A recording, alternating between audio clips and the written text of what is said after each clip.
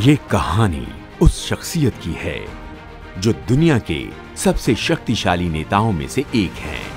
ये कहानी उस राजनेता की है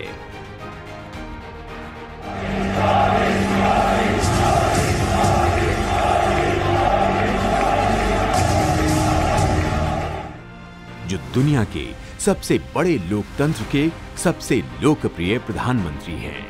आज बात उस व्यक्तित्व की होगी जिसने 130 करोड़ देशवासियों की जिंदगी को बेहतरीन बनाने और मानवता की सेवा करने का लिया है संकल्प। मैं नरेंद्र दामोदर दास मोदी ईश्वर की शपथ लेता हूं। नरेंद्र मोदी की जिंदगी संघर्ष, सपनों और समर्पण की कहानी है। रेलवे से रॉयल पैलेस जिंदगी का रास्ता बड़ा कठिन होता है। नरेंद्र मोदी की यात्रा गुजरात के वडनगर की गलियों से शुरू होती है। 17 सितंबर 1950 को जन्मे नरेंद्र मोदी दामोदर दास मोदी और हीराबा की तीसरी संतान थे। आरंभिक जीवन बेहद गरीबी में बीता।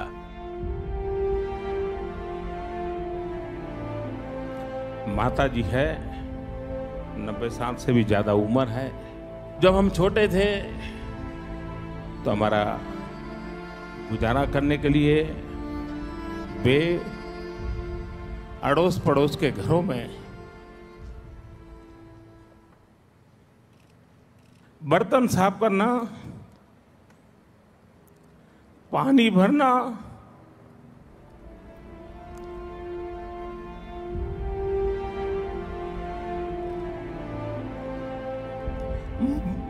मजदूरी करना।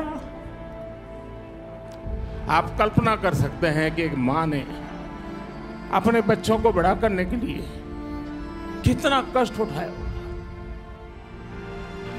हम तो गरीब के घर पैदा हुए हैं, हमने गरीबी देखी है, हम गरीबी में पले हैं भाई। वे तो सोने का चम्मच लेकर के पैदा हुए हैं,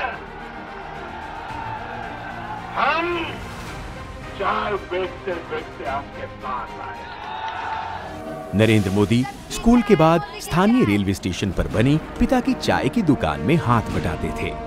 लोकतंत्र में अगर जनता जनार्दन जो ईश्वर का रूप है वो फैसला कर ले, फिर एक चाय बेचने वाला भी उनका प्रतिनिधि बनकर के रॉयल पैलेस में हाथ मिला सकता है। वे लीग से हटकर चलना चाहते थे और समाज में एक परिवर्तन देखना चाहते थे। समाज और व्यवस्था के हाशिए पर पड़े लोगों के दुख दर्द को खत्म करना चाहते थे। स्वामी विवेकानंद के कार्यों का गहन अध्ययन नरेंद्र मोदी को आध्यात्म की यात्रा की ओर ले गया और उन्होंने भारत को जगत गुरु बनाने के स्वामी विवेकानंद के सपनों को पूरा करने के लिए अपने मिशन की नींव रखी। अगर कोई एक शब्द है जो नरेंद्र मोदी के जीवन का चरित्र चित्रण कर सकता है, वो है सेवा। आखिरकार सरकार किसके लिए? मैं स्पष्ट मानता हूं कि सरकार वो हो जो गरीबों के लिए सोचे, सरकार वो हो जो गरीबों को सुने, सरकार वो हो जो गरीबों के लिए जिए। सिर्फ 17 साल की उम्र में नरेंद्र ने घर छोड़ने और देश भ्रमण का फैसला किया। कभी हिमालय को अपना आसरा बनाया तो कभी आश्रमों में सेवा की। खुद को राष्ट्र सेवा के लिए समर्पित करने के मकसद से वो राष्ट्रीय स्वयंसेवक संघ के साथ जुड़ गए।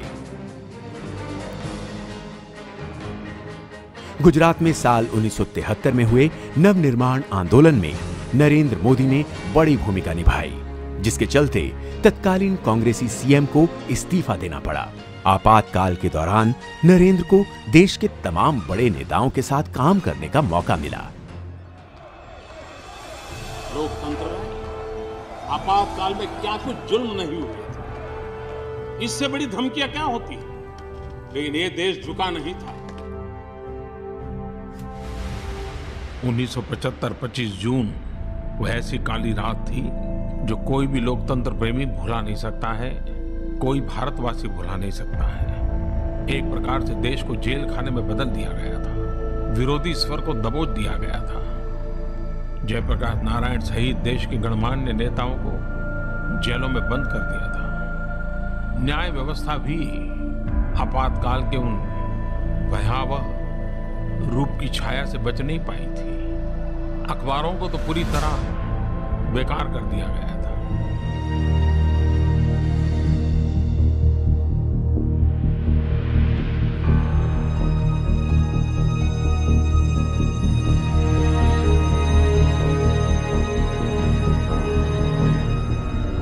Eternal vigilance is the price of liberty. लोकतंत्र के प्रति नित्य जागरूकता जरूरी होती है और इसलिए लोकतंत्र को आघात करने वाली बातों को भी स्मरण करना होता है और लोकतंत्र की अच्छी बातों की दिशा में आगे बढ़ना होता है। साल 1987 में उनको भारतीय जनता पार्टी के साथ काम करने का आदेश मिला। हालांकि ये उनकी यात्रा का सिर्फ एक छोटा सा मोड़ ही था। बीजेपी के सबसे बेहतरीन संगठन मैन से शासन कला में भारत के सबसे उम्दा कलाकार के रूप में नरेंद्र मोदी का उद्भव साहस और दृढ़ संकल्प की एक कहानी है। नरेंद्र दामोदर दास मोदी। अक्टूबर 2001 में नरेंद्र मोदी ने गुजरात के मुख्यमंत्री के रूप में शपथ ली। कायदाथी स्थापित भारतना संविधान प्रत्यय नरेंद्र मोदी ने गुजरात की सफलता की कहानी कृषि, इंडस्ट्री और सेवाओं के जरिए बुनी। उनके कार्यकाल में गुजरात के कृषि क्षेत्र में 10% की वृद्धि हुई। वाइब्रेंट गुजरात सम्मेलन से राज्य में रिकॉर्ड निवेश हुआ, जिससे रोजगार के नए अवसर बने। उनके नेतृत्व में गुजरात मीडियम और स्मॉल स्केल इंडस्ट्रीज के लिए स्वर्ग बनकर उभरा। भूकंप से तबाह कच्छ में पुनर्निर्माण का उदाहरण तो अंतर्राष्ट्रीय स्तर पर आज भी दिया जाता है। साल 2001 से साल 2014 के बीच नरेंद्र मोदी न सिर्फ पूरे देश में सबसे बेहतरीन प्रशासक और मुख्यमंत्री के तौर पर सराहे गए, बल्कि एक विकास पुरुष के तौर पर स्थापित भी हुए।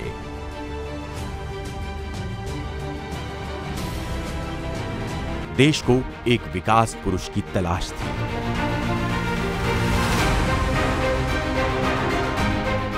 तलाश उस प्रशासक की थी जो भ्रष्टाचार पर प्रहार करे, अलगाववाद और आतंकवाद से मुक्ति दिलाए।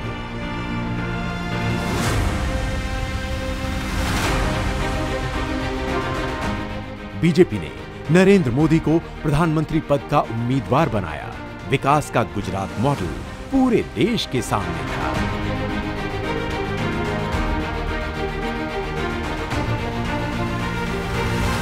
इस बार के चुनाव में एनडीए 300 से ज्यादा सीट पाएगी और स्पष्ट बहुमत के साथ भारतीय जनता पार्टी के नेतृत्व में एनडीए की सरकार होगी और श्री नरेंद्र मोदी देश के अगले प्रधानमंत्री। नरेंद्र मोदी देश के एकमात्र ऐसे नेता हैं जिन्होंने आम जनता से राजनीतिक रिश्ते के साथ ही एक भावनात्मक लगाव भी स्थापित किया है।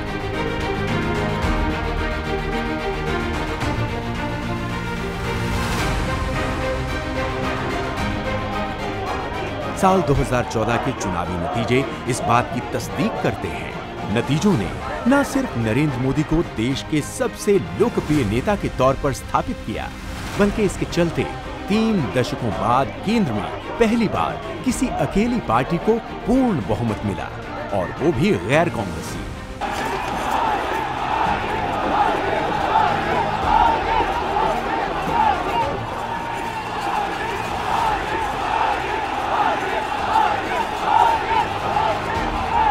लोकतंत्र के सबसे पवित्र मंदिर में शीश झुकाकर उन्होंने संदेश दे दिया कि लोकतांत्रिक मूल्य उनके लिए सर्वोपरि है।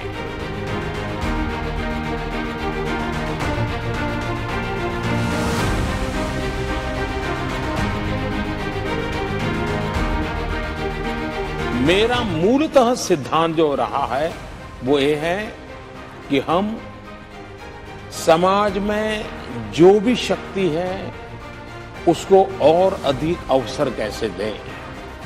हम एक ऐसा इकोसिस्टम तैयार करें ताकि उसको कुछ साहस करने का मन कर जाए, कहीं रुकावट आ जाए तो उसको हाथ पकड़ के निकालने वाला कोई मिल जाए। मैं जब चुनाव लड़ रहा था तो मैंने देशवासियों को कहा था कि मेरे पास अनुभव नहीं है, मुझसे गलतियां हो सकती हैं, बद इरादे से गलत कभी नहीं करूंगा।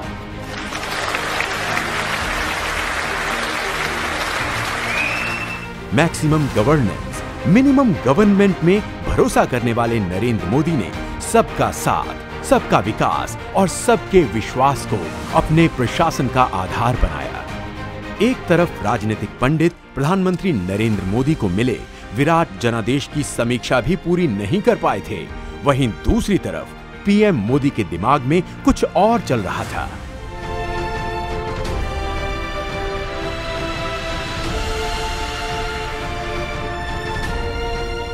न्यू इंडिया के विजन को आगे बढ़ाने की बात हो या फिर 70 साल से लटके हुए मुद्दों को सुलझाने का साहस, नरेंद्र ने दिखा दिया कि मोदी है तो मुमकिन है।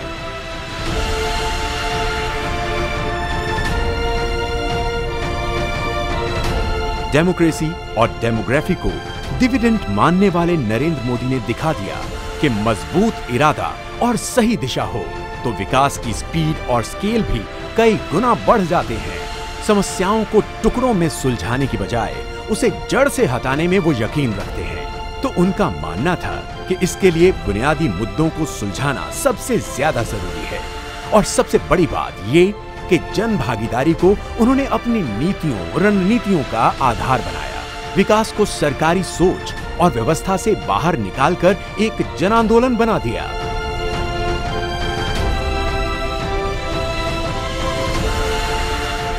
पहली बार किसी और व्यक्ति ने नहीं बल्कि खुद भारत के प्रधानमंत्री ने 15 अगस्त 2014 को अपने स्वतंत्रता दिवस के भाषण के दौरान लाल किले की ऐतिहासिक प्राचीर से स्वच्छता के बारे में बातें की। अगर हम सपने लेकर के चलते हैं तो सपने पूरे भी होते हैं। अगर 125 करोड़ देशवासी तय कर लें, गंदगी का नामो निशान नहीं रहने देंगे। स्वच्छ भारत का एक अभियान हम सबको मिलकर के करना है।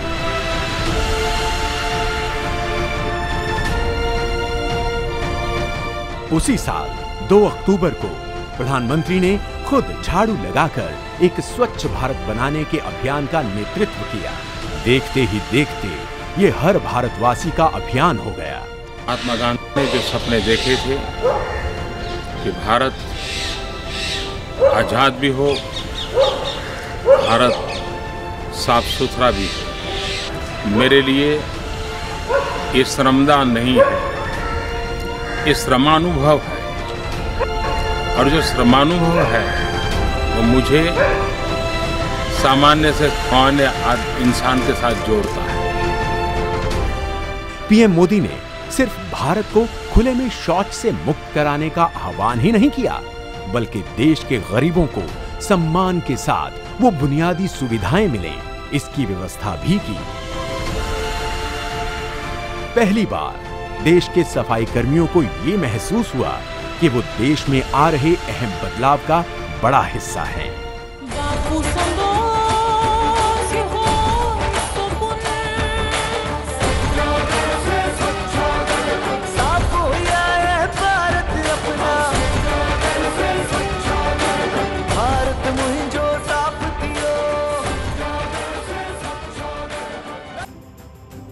बीते 6 वर्षों में मोदी सरकार लगातार एक्शन मोड में नजर आई है। 24 घंटे 7 दिन की कार्य संस्कृति और एक hard task master PM Modi ने दिखा दिया। ईमानदारी से कोशिश की जाए तो मौजूदा व्यवस्थाओं के जरिए ही बड़े लक्ष्य हासिल किए जा सकते हैं। मेरी सरकार का एक ही धर्म है, इंडिया फर्स्ट। मेरी सरकार का एक ही धर्म है, भारत का संविधान। मेरी सरकार की एक ही भक्ति है, भारत भक्ति मेरी सरकार की एक ही पूजा है, 125 करोड़ देशवासियों का कल्याण। मेरी सरकार की एक ही कार्यशैली है, सबका साथ सबका विकास। और इसलिए हम संविधान को लेकर के, संविधान की सीमा में रह करके देश को आगे बढ़ाना चाहते हैं।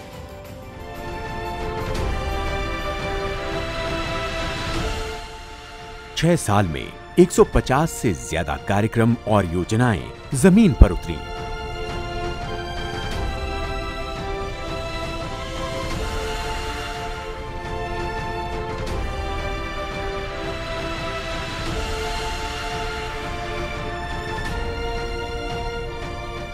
हमारे लिए रिफॉर्म का मतलब है रिफॉर्म नीति आधारित हो, टुकड़ों में नहीं हो, होलिस्टिक हो और एक रिफॉर्म दूसरे रिफॉर्म का आधार बने, नए रिफॉर्म का मार्ग बनाए। और ऐसा भी नहीं है कि एक बार रिफॉर्म करके रुक गए, ये निरंतर सतत चलने वाली प्रक्रिया है। साल 2019 के आम चुनाव में नरेंद्र मोदी के नेतृत्व में बीजेपी और एनडीए को पहले से भी बड़ी जीत मिली। इसकी सबसे बड़ी वजह बनी सबका साथ, सबका विकास और सबका विश्वास का मंत्र।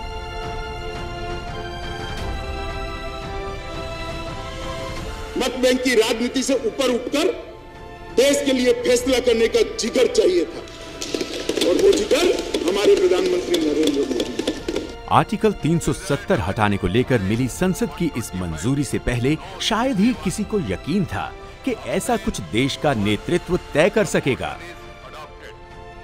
आर्टिकल 370 और 35A ने जम्मू कश्मीर को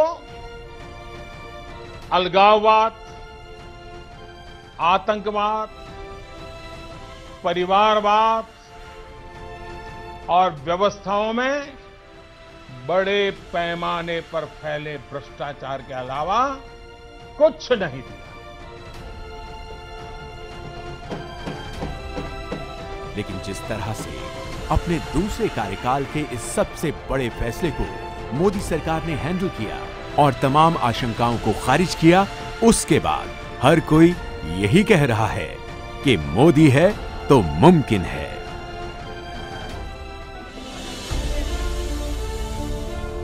तीन तलाक जैसी कुरीति से मुस्लिम महिलाओं को मुक्ति दिलाने से लेकर मेरी मुसलमान बहन, उसका क्या गुनाह? कोई ऐसे ही टेलीफोन पर 3 तलाक बोल दे और उसकी जिंदगी तबाह हो जाए।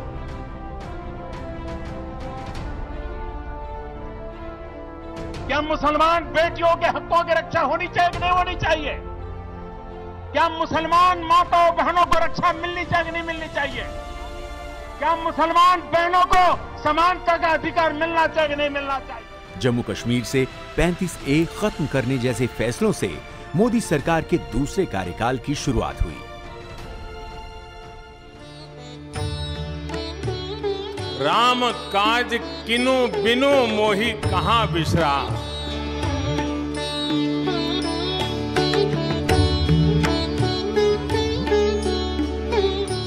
इसी तरह राम जन्मभूमि विवाद का शांतिपूर्ण समाधान सिर्फ एक विवाद का हल नहीं है, बल्कि भारत के बेहतर भविष्य का एक बड़ा कारक भी बन गया है।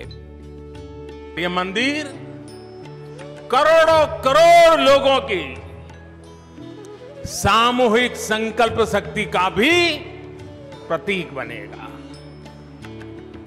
ये मंदिर आने वाली पीढ़ियों को आस्था, श्रद्धा और संकल्प की प्रेरणा देता रहेगा। आतंकवाद पर करारा प्रहार हो या फिर नक्सलवाद की नकेल कसने की बात, बीते 6 सालों में इस मोर्चे पर पिछले 3-4 दशक से भी ज्यादा काम हुआ। इतना ही नहीं, सीमा पार कर आतंकी ठिकानों पर सर्जिकल स्ट्राइक और एयर स्ट्राइक के जरिए भारत ने ये संदेश दिया था कि आतंक को किसी भी सूरत में बर्दाश्त नहीं किया जाएगा। जब कोई टेररिज्म एक्सपोर्ट करने का उद्योग बना करके बैठा हो, मेरे देश के निर्दोष नागरिकों को मौत के घाट उतार दिया जाता हो, युद्ध लड़ने की ताकत नहीं है, पीठ पर वार करने के प्रयास होते हो, तो ये मोदी है। उसी भाषा में जवाब देना जानता है। इतना ही नहीं, जब लद्दाख में हमारी उत्तरी सीमा पर चीन के सैनिकों ने दुस्साहस दिखाया तो देश के जवानों ने उन्हें बता दिया कि भारत पर आंख उठाना उन्हें कितना महंगा पड़ेगा। जिनके सिंहनाद से सहमी, जिनके सिंहनाद से सहमी, धरती रही अभी तक डोल। कलम आज उनकी जय बोल, कलम आज उनकी जय बोल। भारत माता की, भारत माता की, वंदे वंदे। विभिन्न अंतर्राष्ट्रीय एजेंसियों ने इस बात को माना कि प्रधानमंत्री मोदी के नेतृत्व में भारत रिकॉर्ड गति से गरीबी को खत्म कर रहा है। इसका श्रेय केंद्र सरकार द्वारा गरीबों के हितों को ध्यान में रखते हुए लिए गए विभिन्न फैसलों को जाता है। आज भारत दुनिया के सबसे बड़े स्वास्थ्य सेवा कार्यक्रम आयुष्मान भारत का नेतृत्व कर रहा है। 50 करोड़ से अधिक भारतीयों को कवर करते हुए आयुष्मान भारत गरीब और नव मध्यम वर्ग को उच्च गुणवत्ता और सस्ती स्वास्थ्य सेवा सुनिश्चित कर रहा है। पानी से आए और भाइयों को किडनी की नली खराब थी, वो ठीक हुआ, काम अच्छा हुआ, अच्छा हो, संतोष है, संतोष। तुम खुश हो एकदम? पढ़ाई करोगे, खेलोगे, बहुत खेलोगे, हैं? कोरोना काल में प्रधानमंत्री गरीब कल्याण योजना के जरिए 80 करोड़ से भी ज्यादा लोगों के लिए मुफ्त राशन पहुंचाना हो या फिर गरीब परिवारों, किसानों, श्रमिकों और महिलाओं को कई अन्य माध्यमों से आर्थिक मदद पहुंचाने या रोजगार उपलब्ध कराने के फैसले। सरकार ने मेरा बहुत सहयोग करा है। मैं वहां से आने के बाद मेरे खातों में पैसे भी डाले गए और गरीब कल्याण योजना के तहत पशु शेड भी बनवा रहे हैं। सर ने सभी प्रवासी मजदूरों को मीटिंग में बुलाए और वहां हमें मीटिंग में बैंकर भी सभी आए थे और हमें 25 लाख का लोन कराए। ये गाय गोहाल ये भारत सरकार की गरीब कल्याण योजना से हुआ है। ये योजना मिला मुझे सरकार की तरफ से। मैं महाराष्ट्र में पढ़ाई करता था, वहाँ पे मेरी पानीपुर की गाड़ी है। लॉकडाउन के थ्रू हमारा वहाँ पे हालत ख़राब हो गई, इसलिए हम यहाँ पे आए। यहाँ पे हमने गरीब कल्याण योजना के थ्रू बोरखेड़ा से सुल्तानपुरा का कच्चे रोड पे काम किया। पीएम मोदी ने सही मायने में ये दिखाया है कि सरकार वो होती है जो गरीबों के लिए जिए। देश और हर एक नागरिक को आत्मनिर्भर बनाने के नरेंद्र मोदी के मकसद को इन फैसलों से बड़ी मदद मिल रही है। आत्मनिर्भर भारत, ये सपना संकल्प में परिवर्तित देख रहे हैं। आत्मनिर्भर भारत ये एक प्रकार से शब्द नहीं, ये आज 130 करोड़ देशवासियों के लिए मंत्र बन गया है। देश में चाहे कोई आपदा आई हो या फिर कोरोना जैसी महामारी से मुकाबले की बात हो, नरेंद्र मोदी ने देश ही नहीं दुनिया को भी रास्ता दिखाया है। एक तरह से आपदा को अवसर में बदलने के हुनर के वो उस्ताद भी हैं।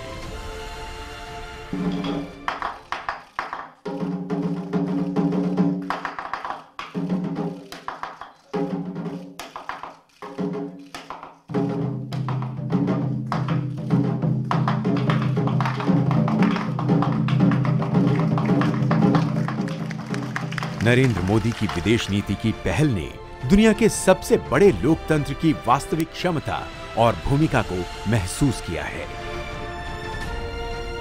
अंतर्राष्ट्रीय योग दिवस मनाने के नरेंद्र मोदी के आग्रह को संयुक्त राष्ट्र में जितना जबरदस्त समर्थन मिला, वो बीते कई वर्षों में किसी प्रस्ताव को नहीं मिला था। आज विश्व मंच पर भारत की बात सुनी जाती है। इस विषय में भारत क्या सोचेगा, ये आज दुनिया को पहले सोचना पड़ता है। नरेंद्र मोदी को सऊदी अरब के सर्वोच्च नागरिक सम्मान किंग अब्दुल अजीज सैश से सम्मानित किया गया। उनको रूस के शीर्ष सम्मान, फिलिस्तीन के grand collar of the state of फिलिस्तीन सम्मान, अफगानिस्तान के अमीर अमानुल्लाह खान अवार्ड, यूएई के जायद मेडल और मालदीव के निशान इजुद्दीन सम्मान से सम्मानित किया गया है। 2018 में प्रधानमंत्री मोदी को शांति और विकास में उनके योगदान के लिए प्रतिष्ठित सियोल शांति पुरस्कार दिया गया।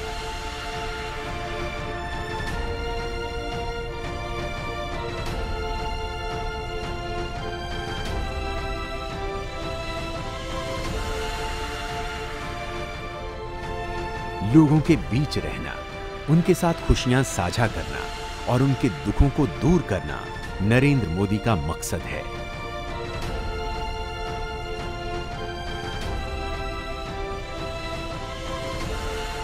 नरेंद्र मोदी लोगों के नेता हैं। चावल भी खाते हैं? बच्चे लोग चावल खाते हैं? नहीं खाता हूँ। खाते हैं? ऐसा करोगे आप लोग? ऐसा करो।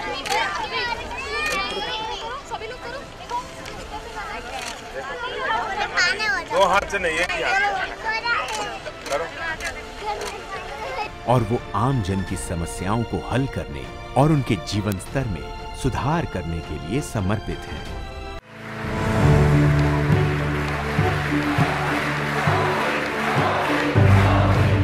वो जो मुश्किलों का अंबार है, वो जो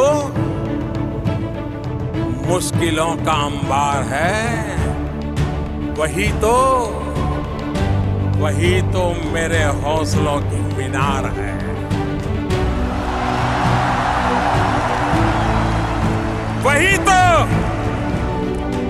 वही तो मेरे हौसलों की मीनार है।